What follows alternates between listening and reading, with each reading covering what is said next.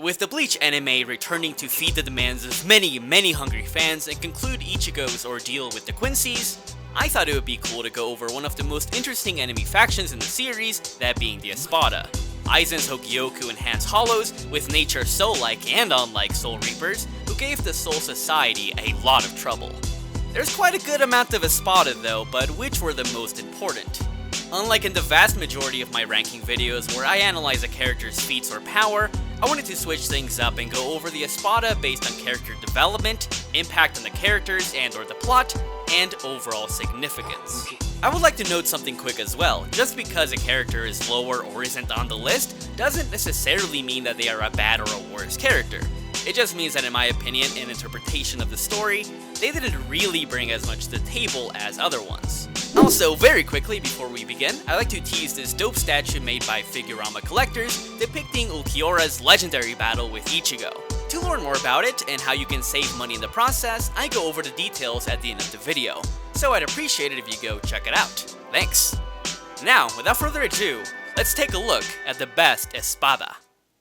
I was originally going to talk about all of the Espada, but I found that some of them weren't really worthy to talk about in depth, or I felt that they didn't really do more than serve as a conflict.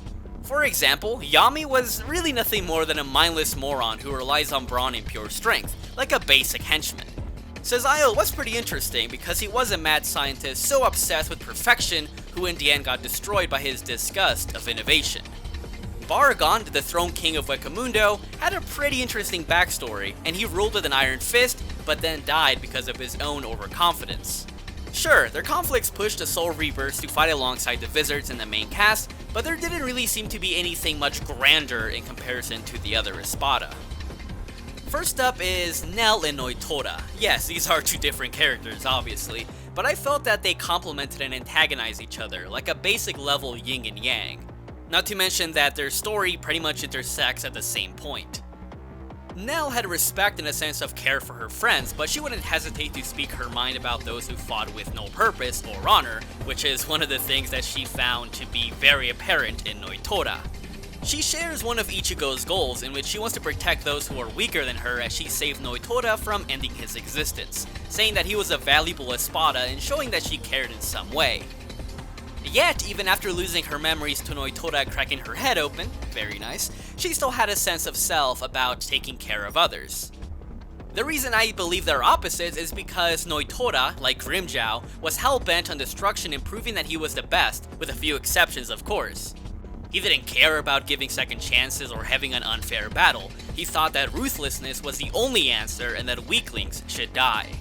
Unlike Haravel or Nell, who actually had like a sense of, camaraderie, Noitora didn't care. Even after Tesla, who's part of his fraction, was trying to help him, Noitora was like, nah bro, go away, like, I don't care, like, why are you fucking intervening, you know? What he hated the most was being looked down upon, and his rage was fueled by his dislike of Nell, who obviously constantly talked down to him.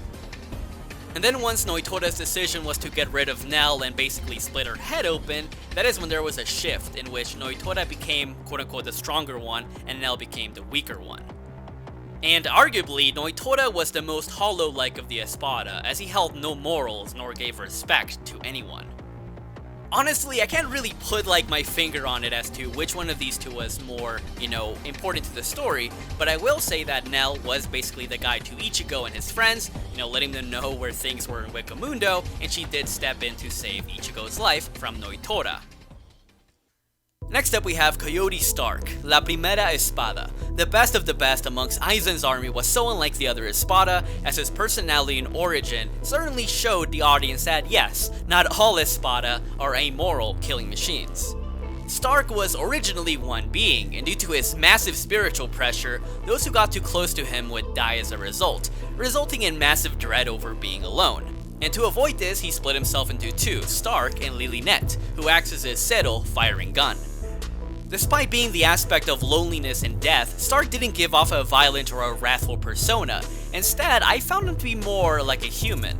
He wanted companionship and to form a heart with someone to care for and to, basically spend time with. He also wanted to pay Aizen back for granting him friends, I mean, if you can consider the Espada friends. It's pretty ironic because even though he is the strongest Espada on paper, he dislikes fighting and would rather sleep or do something else. We don't really see Star conversate much, but from his demeanor with the Soul Reapers, as he complimented Shunsui and Jushido's combat tactics. Yeah, he might have not had a major role in the war itself, but he gave me the image of what could happen to an Espada who became the strongest, something that Noitora, Grimmjow, Yami, and others sought out. They could eventually reach their goal, but they just end up alone without a heart or a bond, a component so strong that power-ups arise from it. Aruniero is the 9th Espada, the only Gillian class hollow within the Espada who has an intriguing connection to Rukia Kuchiki. Since he ate the hollow who consumed Kaien Shiba, who is basically Ichigo Black, he gained his memories, fighting style, and incorporated mind games to try to disbalance Rukia. Kaien was Rukia's old friend who she greatly trusted and saw akin to a big brother. Kaien not only gave her advice, but told her about the importance of fighting for honor and for others. Once a bond is formed between two people, parts of their heart or emotions are now joined together, and even if these people pass on, their memories, and basically their heart, will live on in others.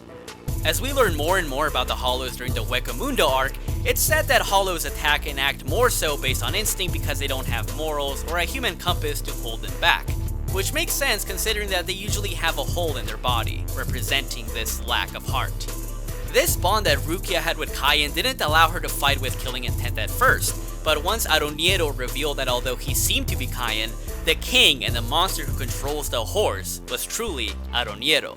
Rukia at that moment not only realized that she couldn't let the past cloud her judgment, but that she had to kill Aaroniero in order to give Kaien redemption and honor, and she nearly died as a result of that. And she could have, but plot armor. Admittedly, this battle wasn't grand like the other Espada fights, but I thought that it was pretty meaningful because of Rukia's character development and demeanor as she showcased in later arcs. Next up is Ukiyora, or as I incorrectly called him in my video, Ulquiorra. But of course, how could we not talk about the edgelord, emo-looking Espada? Jokes aside, Ukiyora is quite an interesting character and arguably showed the most composure, power, and professionalism amongst the Espada.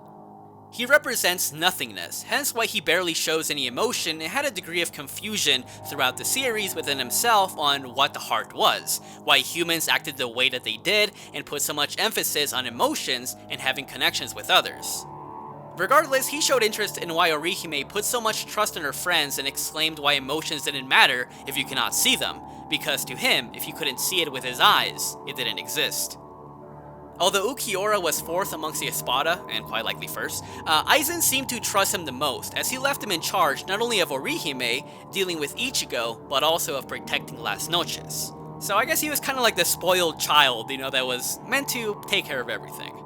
Even as Noitora and Grimmjow tried to piss him off or get a reaction out of him, Ukiyora remained calm and honestly couldn't give less of a shit.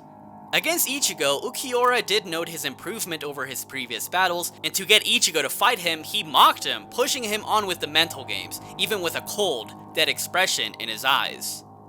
There is no long monologue about being a perfect organism like Zhao, being the strongest Espada, or being a king.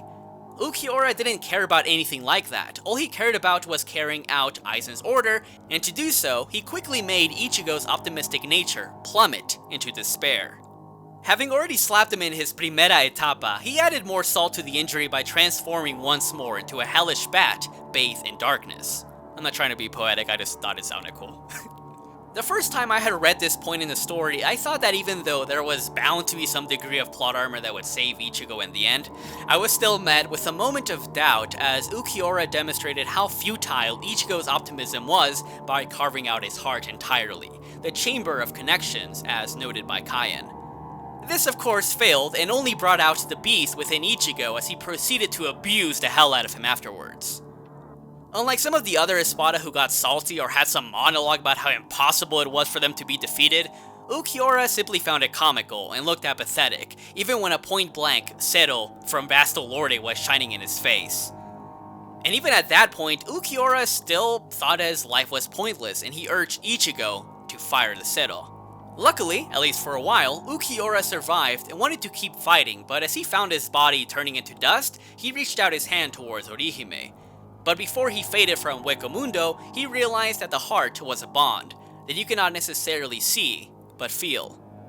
This battle not only kicks ass because of its choreography and high stakes, but Ukiyora helped stitch together Ichigo's power progression and add more narrative significance to Kaien and Rukia's conversation of the connections that one makes through life. And I thought that there was a pretty ironic exchange in the story because the heartless Espada, who represents nothingness, became more like a human in his final moments, while Ichigo temporarily became more like a mindless hollow without humanity. And finally, the most important Espada, hollow, whatever you want to call it, of all time is Kukapudo. Why? Because he's a cute dog, okay? That's all I need to say. Okay, for real, number one, who would have guessed, yada yada, is Grimmjow, the Panther King.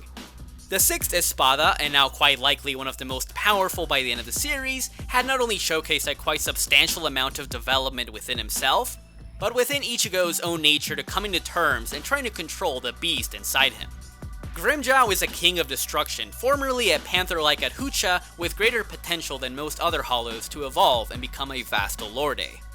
He reminds me of a rebellious teenager, one who disobeys authority and talks back to his superior officers, like with Kaname and Ukiyora, which basically got his pimp hand cut off at the end of that. The only one he seems to actually have respect for or have some degree of acceptance towards is Aizen, but even then he still disobeys him by trying to set out on his own to fight the Soul Reapers on Earth, and also by firing a Gran Rey, Gran Rey Cero, I just love that, under the canopy of Las Noches, which is forbidden. It's pretty obvious, but Grimmjow has little to no sense of camaraderie like with Harabel or Nelliel, as he didn't care about his Fracción being wiped out, and he clearly does not joke around as he nearly killed Rukia and Ichigo more than once. And even amongst his own allies, he doesn't show any hesitation with killing or injuring them, which I mean is pretty common amongst the hollows. I mean, look at what happened to Luffy when he tried talking trash. It's worthy to mention that Grimmjow seemed to fit a villainous rival position far better than Renji ever did, because although Renji was like a rival to Ichigo in the early parts of the series, once, Rukia got saved and everything was, nice and dandy, Renji eventually, became more friendly towards him, while with Grimmjow, it was literally hands on sight. Even though Grimmjow and Ichigo fought each other several times, they also fought each other mentally through, basically psychologically trying to break each other. I mean, when Grimmjow slapped Ichigo, he actually became pretty discouraged and felt bad about being unable to protect his friends, which is what pushed him into, trying to learn more about his hollow powers. But at the same time, Grimmjow also felt pretty tilted because he's like, okay, I'm beating the hell out of him, but he's still looking down on me. He's looking at me as if I'm weaker than him or nothing to him, which explains why Grimmjow really disliked him.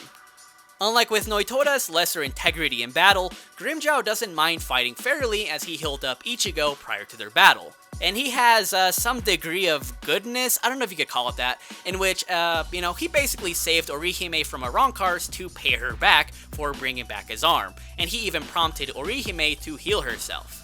However, the main reason as to why I think Grimmjow overall had the most impact on the story and Ichigo's character progression is because of how similar he is not only to Ichigo, but also his hollow self. As Ichigo trains and attempts to become better with his hollification mask, his hollow self tells him that he will grow too strong to control and become the king, while Ichigo becomes the horse that is not in control. He mentions the drive to battle strong opponents to become more powerful, and that he has the instinct to rip and tear whoever tries to come in his way, which is pretty damn similar to what Grimmjow notes in their battle. Plus, a former Espada who fought Ichigo early in the arc also noted that although Ichigo was a kind person, that he would eventually have to turn into a demon to survive. As they're battling, Grimmjow mocks Ichigo that since they are Hollow and Soul Reaper, that they are destined to fight each other to the death, and that although Ichigo did come to Wakamundo to save Orihime, he also went there because of his fighting instinct, which Ichigo doesn't seem to accept to Grimmjow until the end of the battle, in which he says, yeah, you know what? You're right, I did come here to fight you, and to kick everyone's ass.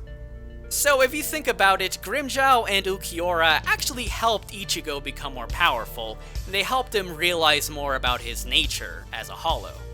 Plus, let's not forget that he somewhat helped in defeating one of Yhwach's elite officers alongside Kisuke Urahara, so I think he did pretty well. But yeah, overall, I believe that these Espada were not only the most interesting to me, but also the most impactful to the story and to the other characters. But I can see good arguments being made for the other Espada as well, but do you agree? Who would be in your list and why? I want to thank you guys so much for watching. Please subscribe if you want to see more Bleach videos in the future. And now, let's get into this cool statue.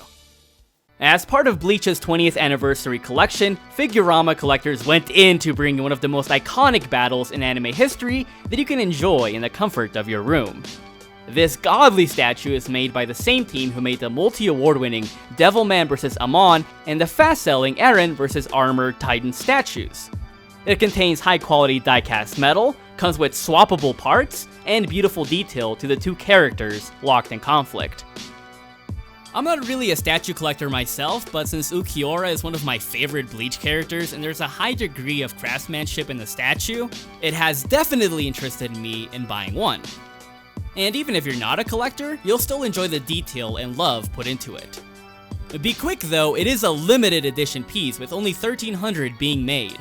Luckily though, by using my code BLEACHC, you can save $25 of your purchase. So, if you want to flex having weeb characters duke it out in style, be sure to check out the link in the description below.